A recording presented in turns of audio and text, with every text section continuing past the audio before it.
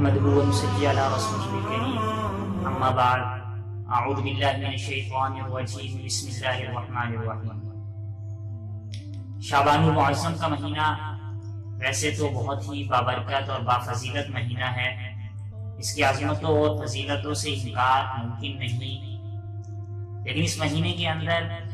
ایک رات ایسی ہے جو خاص فضیلت رکھتی ہے، اہمیت رکھتی ہے، اس کے کچھ چند خاص فضائل ہیں۔ وہ رات شعبان کی 15ویں رات شب بارات کہلاتی ہے۔ شب کا مطلب رات اور برات کا مطلب بری ہونا، نجات پانا، اور چونکہ اس رات میں بے شمار مسلمان جہنم سے خلاصی پاتے ہیں، جہنم سے بری ہوتے ہیں، لہذا اس بنا پر شب برات کہا جاتا ہے۔ اس کے علاوہ دیگر نام بھی ہیں اس رات کے، لیلۃ البرات، لیلۃ الجائزہ، لیلۃ الصدق وغیرہ نام اس رات سے متعلق منقول ہیں۔ لیکن اس رات کی اہمیت اور فضیلت یا اس کی عبادت سے متعلق احادیث مبارکہ مختلف ہیں، لہذا یہی وجہ ہے کہ مسلمانوں کے مختلف طبقات ہیں جو اس رات کی فضیلت اور اہمیت سے متعلق مختلف رائے رکھتے ہیں۔ اہل ایمان کا ایک طبقہ ایسا ہے جو سرے سے شب برات کی فضیلت اور اہمیت کا قائل نہیں، اور ان کا دعویٰ ہے کہ چونکہ شب برات کی فضیلت اور اہمیت سے متعلق جتنی بھی احادیث مبارکہ ہیں وہ یا تو ضعیف ہیں یا موضوع ہیں، لہذا اس بنا پر ان احادیث مبارکہ کو بنیاد بنا کر شب برات کو افضل سمجھنا، خصوص خاصیت دینا، اہمیت دینا یہ درست نہیں۔ جبکہ ایک طبقہ ایسا ہے وہ ٹوٹلی طور پر شب برات کی فضیلت ہی کا قائل ہے، اور اتنا قائل ہے کہ اس رات ہی کو سب کچھ سمجھ بیٹھا ہے، اور ان میں سے بعض تو ایسے ہیں کہ ایک اس رات میں عبادت کر کے، جاگ کر، نیک اعمال کر کے اپنی ساری زندگی کا کفارہ سمجھتے ہیں کہ اب ہمیں کچھ اور کرنے کی ضرورت نہیں ہے، نیک اعمال، عبادات، نمازیں وغیرہ ان تمام کرنے کی ضرورت نہیں ہے، بس ہم نے شب بارات کی رات میں ہم نے بڑی فضیلتیں حاصل کر لی۔ اور ان میں سے ایک طبقہ ایسا ہے جو اس رات مختلف قسم کی بدعات اور خرافات میں مگن ہوتا ہے۔ اب مسلمانوں کو شب برات سے متعلق کیا درست رائے رکھنا چاہیے، مسلمانوں کا عقیدہ کیا ہونا چاہیے، یہ چند میں ثبوتوں کے ساتھ آپ حضرات کے سامنے ذکر کرنے کی کوشش کروں گا۔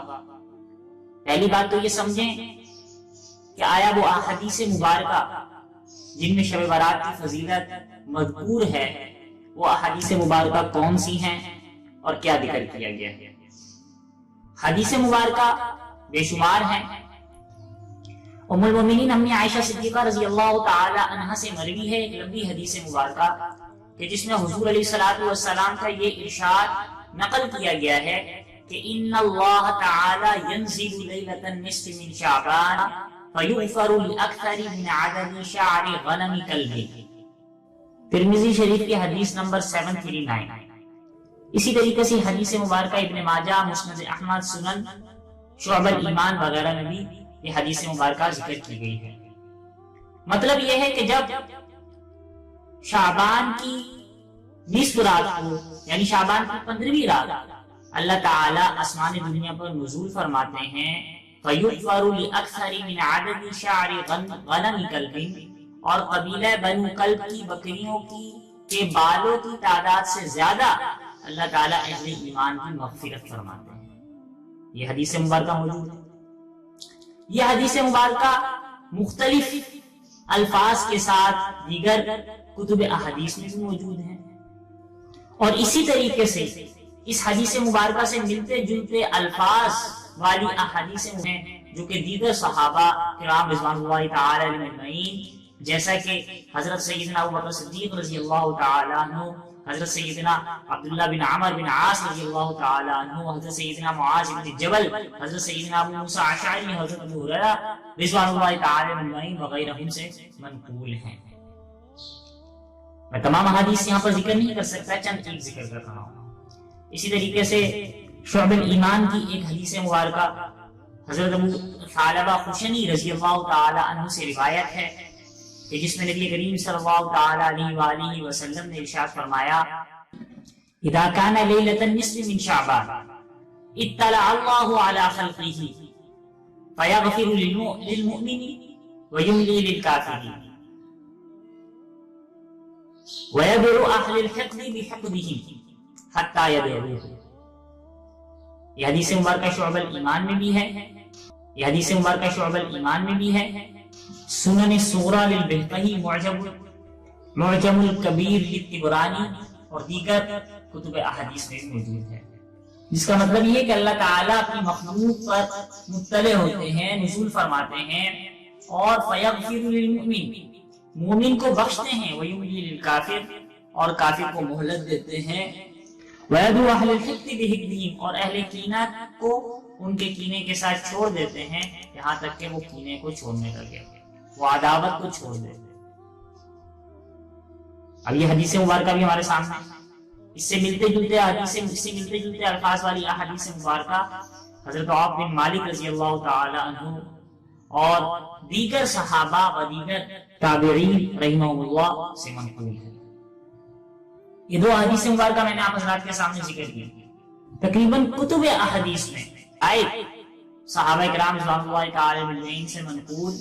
ایسی احادیث مبارکہ ہیں کہ جن میں شعبان کی فضیلت کو ذکر کیا گیا ہے اور شب برات کی فضیلت کو ذکر کیا گیا ہے۔ ان تمام احادیث مبارکہ کا خلاصہ یہ بنتا ہے کہ اللہ تعالیٰ مخلوق کی طرف متوجہ ہوتے ہیں، نظر رحمت فرماتے ہیں، مخلوقات کی بخشش فرماتے ہیں، چند گناہگار اس سے محروم ہوتے ہیں۔ اگرچہ ان حدیث مبارکہ سے یہ بات سمجھ میں آ رہی ہے مجموعی طور پر کہ شعبان المعظم کی 15ویں رات یعنی شب برات کی فضیلت ہے، اس کی قدر ہے، اس کی اہمیت ہے، تو گویا شب برات کی عبادت مستحب درجے تک حدیث مبارکہ سے اس کا ثبوت ملتا ہے۔ پھر حدیث مبارکہ کے بعد فقہاء، علماء، اسلاف رحمہ اللہ کے عمل اس بات کو ثابت کرتے ہیں کہ وہ حضرات شعبان المعظم کی 15ویں رات یعنی شب برات کو خصوصیت کے ساتھ، اہتمام کے ساتھ اس میں عبادت کیا کرتے تھے، جیسا کہ امام شافعی رحمۃ اللہ علیہ کا قول ذکر کیا گیا ہے۔ فرماتے ہیں کہ ہم تک یہ بات پہنچی کہ 5 راتوں میں اللہ تعالیٰ دعاؤں کو قبول فرماتے ہیں۔ نمبر 1 عید الفطر کی رات، نمبر 2 عید الاضحیٰ کی رات، نمبر 3 فرمایا رجب کی رات اور شعبان المعظم کی 15ویں رات اور جمعے کی رات۔ یہ 5 راتوں میں اللہ تعالیٰ دعاؤں کو قبول فرماتے ہیں، اور فرمایا کہ میں نے جو کچھ ان راتوں کے حوالے سے بیان کیا وہ مستحب درجے تک ہے، میں اسے فرض نہیں سمجھتا۔ اسی طریقے سے علامہ ابن تیمیہ رحمۃ اللہ علیہ کا قول، شب برات کی فضیلت سے متعلق مرفوع احادیث موجود ہیں، اور علماء اسلاف رحمہ اللہ کا عمل، کئی حضرات اس رات میں خصوصیت کے ساتھ عبادت کیا کرتے تھے، اہتمام کیا کرتے تھے۔ یہ اقوال اور بے شمار اس قسم کے اقوال ہیں جو یہ بات ثابت کرتے ہیں کہ تابعین، تبع تابعین، اسلاف، علماء، صلحاء اس رات میں عبادت کیا کرتے تھے، اہتمام کیا کرتے تھے۔ تو حدیث مبارکہ کی روح سے اور اسلاف کے اقوال کی روح سے یہ بات ثابت ہوتی ہے کہ شب برات کی فضیلت ہے، اہمیت ہے، لیکن اس کی فضیلت اور اس کی اہمیت مستحب درجے تک ہے، اسے فرض، واجب، سنت وغیرہ نہ سمجھا جائے۔ جس طریقے سے ہم پر حالات ہیں، ان حالات کو مد نظر رکھتے ہوئے ہمیں ہر رات میں عبادت کا اہتمام کرنا چاہیے، اور شب برات کی رات کو بھی مستحب سمجھتے ہوئے اس کی قدر کرنی چاہیے، اس میں عبادت کرنی چاہیے، اللہ کے حضور گڑ گڑانا چاہیے۔ ہمارے اعمال کی وجہ سے، بدعمالی کی وجہ سے ہم پر یہ عذابات، یہ مصائب آئے ہوئے ہیں، ہم اللہ تعالیٰ سے گڑ گڑائیں، توبہ و استغفار کریں تاکہ اللہ تعالیٰ ہمارے حالات کو درست فرمائے، اللہ تعالیٰ اور ہمیں عمل کرنے کی توفیق مرحمت فرمائے۔ وما علینا